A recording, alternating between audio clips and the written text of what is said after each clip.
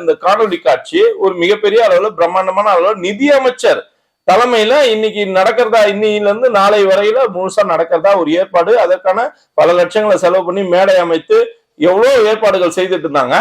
இவங்க என்ன பண்றாங்க, இங்க மோடி இருந்த வரைக்கும் அமைதியா இருந்துட்டு, மோடி நேற்று சாயங்காலம் கிளம்பின உடனே, தமிழகத்தை விட்டு புறப்பட்ட உடனே இவங்க உடனே காட்டாட்சி, உடனே நாங்க இந்த மாதிரி நிகழ்ச்சிகள்லாம் அனுமதி கிடையாது, வச்ச பேனர்லாம் எடுங்க, எந்தெந்த இடத்துல எந்த கோயில்கள்லயும் அன்னதானம் கூடாது, அந்த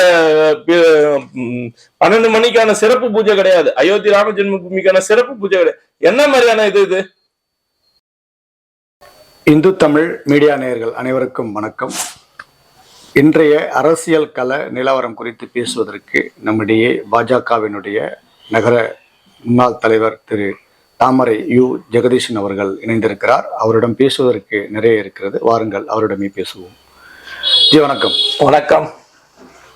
அனைத்து இந்து தமிழ் மீடியா நேயர்களுக்கும் என்னுடைய சிரம் தாழ்ந்த முதற்கண் வணக்கங்களை தெரிவித்துக் கொண்டு, இன்றைய தினம் ஒரு அருமையான மகிழ்ச்சி தரக்கூடிய தினமாக, ஏனென்றால் நாளைக்கு அயோத்தி ராம ஜென்மபூமியினுடைய சிலா பிரதிஷ்டை.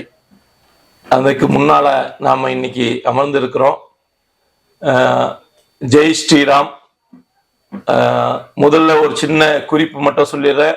இது இப்பொழுது பாக்குறீங்கன்னாக்கா, தயவு செய்து அனைத்து நேயர்களும் அவரவர்கள் இல்லங்களிலே நாளை மாலை 5 விளக்குகளை வாசலில் ஏற்றி ஜெய் ஸ்ரீராம் என்று ராமநாமம் ஜெபிப்போம்.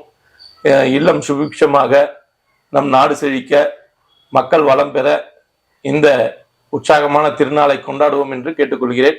அனைத்து இந்து தமிழ் மீடியா நேயர்களுக்கும் என்னுடைய முதற்கண் வணக்கத்தை தெரிவித்துக் கொள்கிறேன். உங்கள் தாமரை யு ஜெகதீசன். சேலத்தில் நடைபெறுகின்ற திமுக இளைஞரணி மாநாடு நேற்று துவங்கி இன்னைக்கு நடந்துகிட்டு இருக்கு. ஸோ அதாவது நேற்று அந்த நிகழ்ச்சியினுடைய தொடக்கமாக ஆடலும் பாடலும் நிகழ்ச்சி, அடுத்து பார்த்தீங்கன்னா மட்டன் பிரியாணி விருந்து.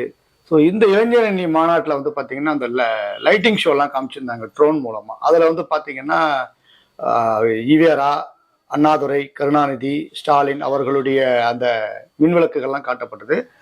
அந்த இதில் பார்த்தீங்கன்னா உதயநிதி அவர்களுடைய அந்த ஒரு செங்கல் வச்சு எய்ம்ஸ் அப்படிங்கிற அந்த ஒரு விளக்குகளாலும் காட்டப்பட்டது. ஸோ இந்த இளைஞரணி மாநாடை நீங்க எப்படி பாக்குறீங்க? இதை விட ஒரு முக்கியமான ஒரு தகவல் நீங்க சொல்ல மறந்துட்டீங்க. அடுத்த வாரிசாக இன்ப நிதியா அங்க வந்திருந்தாரு. அதை நீங்க கவனிக்கலன்னு நினைக்கிறேன். அடுத்த இதை எப்படி நான் பாக்குறேன் அப்படின்னு பார்த்தோம்னாக்கா, அடுத்த தலைமுறையை திமுக யாருன்றதை அறிவிக்கிறதோட ஒரு அறிவிப்பாக நான் இதை பார்க்கிறேன். இன்னைக்கு நீங்க இதை சொல்றீங்க, ஆடலும் பாடலும் நிகழ்ச்சி, மட்டன் விருந்து, இதெல்லாம் கலாச்சார சீர்கேடுக்கான வழிகோல் தான் நம்ம சொல்லணும். ஏன்னா ஒரு சமுதாயம் எப்படி இருக்கணும் அப்படின்றதுக்கு நம்மளுடைய பெரியவர்கள் பல விஷயங்களை நமக்கு சொல்லிட்டு போயிருக்காங்க. அது கீர்த்தனைகளாக இருக்கிறது, ராம காவியங்களாக இருக்கிறது, பாரத பாரத இதுவா இருக்கு. அந்த மாதிரி நிறைய நம்மளுடைய முன்னோர்கள், தமிழ பேரறிஞர்கள், 1810 பரிபாடல், அந்த மாதிரி அகநானூறு, புறநானூறு, இல்லறம் பேசக்கூடிய அகநானூறு, வீரம் பேசக்கூடிய புறநானூறு, இந்த மாதிரியான நிகழ்ச்சிகளை நாம இளைஞர்களுக்கு எடுத்து செப்பிவித்து, இப்போ நீங்க பாத்தீங்கன்னாக்கா, அன்றைய சுதந்திர வேள்வியில 1947க்கு முன்னாடி இதே போல மேடை கச்சேரிகள், நாடகங்கள், மக்களை ஒன்று திரட்டி இந்த நிகழ்வுகள்லாம் எப்படி நடக்கும் அப்படின்னாக்கா, ஒரு ஆறுமுகனை வேண்டி பல நாடகங்கள் நடக்கும். அந்த நாடகத்தின் ஊடாக நம்மளுடைய சுதந்திர வேள்வி என்பது எப்படி இருக்கணும்ன்றத அதுல விதைத்திருந்தார்கள். அது மக்களிடத்துல ஒரு மிகப்பெரிய எழுச்சியை ஏற்படுத்தியது. மக்களை அந்த வெள்ளையர்களுக்கு, கிறிஸ்துவ ஏகாதிபத்தியத்திற்கு எதிராக ஒரு போராட்ட குணத்தை மக்களிடத்துல, தைரியத்தை விதைத்தது. இதனால பாத்தீங்கன்னாக்கா, நமக்கு ஒரு கிட்டத்தட்ட 800-1000 ஆண்டு கால அடிமை தனத்திலிருந்து நாம ஒரு மக்களாட்சி முடியாட்சியை முடித்து மக்களாட்சியினுடைய மாண்போடு நமக்கு வந்து ஒரு சுதந்திரம் என்ற பேரில கிடைத்தது. அது போல நாம இன்னைக்கு இந்த சூழ்நிலைகள்லாம் பார்த்தோம்னா, முதல்ல இதுக்கு முன்னாடி இளைஞர்களை வந்து மன சலவை செய்தார் மாதிரி பாத்தீங்கன்னா ஸ்ட்ரீட் குரூப் டான்ஸ் மாதிரி எல்லாத்துலயும் தஞ்சாவூர்ல, மதுரையில, திருநெல்வேலியில, சென்னையில அந்த மாதிரி முக்கிய நகரங்கள்ல இளைஞர்களை அந்த ஞாயிற்றுக்கிழமை சண்டே ஸ்ட்ரீட் அப்படின்னு ஒரு நிகழ்ச்சி ஏற்படுத்தி கும்மாளம் அடிக்க வைக்கிறது. அதுக்கு முன்னாடி அவங்களுடைய மிகப்பெரிய தகவல் தொடர்பு சாதனமான மக்கள் எழுச்சிக்கு வித்திட்டக்கூடிய கலைஞர் டிவியில மாநாட மயிலாட இந்த மாதிரியான நிகழ்ச்சிகள் எல்லாம் மக்களுக்கு வந்து நல்ல ஒரு சிந்தனைகளையும் போதனைகளையும் ஊக்குவிக்கக்கூடிய மாநாட மயிலாட நிகழ்ச்சிகளை எல்லாம் நடத்தி மக்களை ஒரு மாதிரி கொண்டு வந்திருந்தாங்க. அந்த சித்தாந்தத்தின் அடிப்படையில இன்னைக்கு இந்த சேலம் இளைஞர்கள் எழுச்சி மாநாடு எதை எழுப்புவாங்கன்னு எனக்கு தெரியல.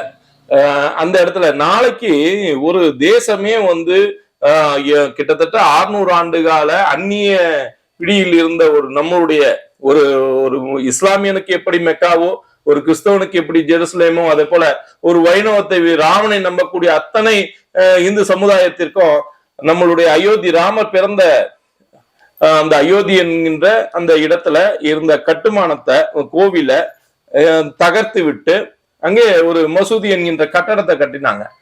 அதுல வழிபாடுகளே நடக்கல. இதே உதயநிதி எதை படிச்சுட்டு பேசுறாருன்னு தெரியல. ஒரு இளைஞர்களுக்கு ஒரு தேசத்திற்கானது ஒரு மத கலவரத்தை தூண்டும் அளவுக்கு 30 ஆண்டுகளுக்கு முன்பாக இடிக்கப்பட்ட ஒரு மசூதியின் மீது கட்டப்படுகின்ற அந்த கோவிலுக்கு எங்களுக்கு அதில் உடன்பாடு இல்லை. அதுக்கு முன்னாடி இடிச்சத அதை ஏன் பேச மாட்டீங்க? உங்க வீட்டு சொத்து 30 வருஷம் ஆனா 30,000 வருஷம் ஆனா உங்களோட சொத்துன்னு சொல்ல கேஸ் போடுறீங்களா? கோர்ட்ல போடுறீங்களா? கேஸ் ஆடுறீங்களா? வாதாடுறீங்களா? அப்போ அதெல்லாம் என்ன மாதிரியானது? இது மத்திய உயர்நீதிமன்றத்தால இது அங்கீகரிக்கப்பட்டு இந்த வழக்கு வாதாடி இந்த வழக்கிற்கான தீர்ப்பை இருதரப்பினரும், அது இஸ்லாமிய பெரியவர்களும் சரி, இந்து பெரியவர்களும் சரி, இதை வழக்காடு மன்றத்துல வழக்காடி வெற்றி பெற்று வந்திருக்கு. இடிச்சாங்க போனாங்கன்றதுலாம் அது அப்பாற்பட்ட விஷயம். அது வந்து அந்த அந்த நேரத்தில் ஏற்பட்ட ஒரு எழுச்சி. அதனால வந்து கிட்டத்தட்ட 600 ஆண்டு கால அழுத்தத்தினுடைய வெளிப்பாடு. அதனால அன்னைக்கு அந்த மாதிரி சூழ்நிலை. அதுக்கப்புறம் வழக்காடு மன்றம் போனாங்க இல்ல, 2 தரப்பும் போனாங்கல்ல. அந்த வழக்கின் அடிப்படையில தான் அந்த தீர்ப்பு வழங்கப்பட்டிருக்கு. இதை எப்படி நீங்க வந்து மேடையில வந்து கொஞ்சம் கூட கூச்சப்படாம பேசுறீங்க?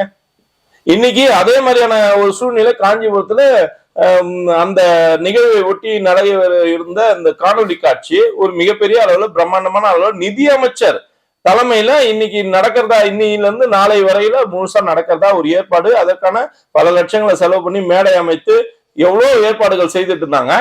இவங்க என்ன பண்றாங்க, இங்க மோடி இருந்த வரைக்கும் அமைதியா இருந்துட்டு, மோடி நேற்று சாயங்காலம் கிளம்பின உடனே, தமிழகத்தை விட்டு புறப்பட்ட உடனே இவங்க உடனே காட்டாட்சி, உடனே நாங்க வந்து இந்த மாதிரி நிகழ்ச்சிகள்லாம் அனுமதி கிடையாது, வெச்ச பேனர்லாம் எடுங்க, எந்தெந்த இடத்துல எந்த கோயில்கள்லயும் அன்னதானம் கூடாது, அந்த 12 மணிக்கான சிறப்பு பூஜை கிடையாது, அயோத்தி ராம ஜென்மபூமிக்கான சிறப்பு பூஜை கிடையாது. என்ன மாதிரியான இது சமதர்ம நாடுன்னு சொல்லக்கூடிய நீங்க, நாங்க இந்து நாடுன்னு சொல்றோம்.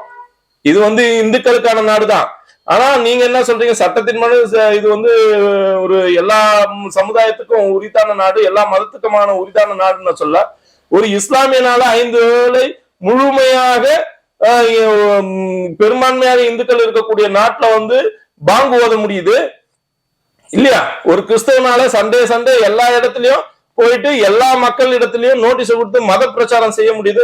ஆனால் என்னுடைய கடவுளை, என்னுடைய நம்பிக்கையை நான் வந்து பின்பற்றணும்னு சொல்ல அதுக்கு பல இடையூறுகளை ஏற்படுத்துவது எந்த விதத்துல நாயன்னு எங்களுக்கு தெரியல. ஆனா அந்த சூழ்நிலையில நீங்க அங்க சேலம் மாநாடு, எழுச்சி மாநாடு, மட்டன் பிரியாணி விருது, நேற்று வந்து மோடி வந்து தமிழகத்துக்கு வருகை புரிகிறார்.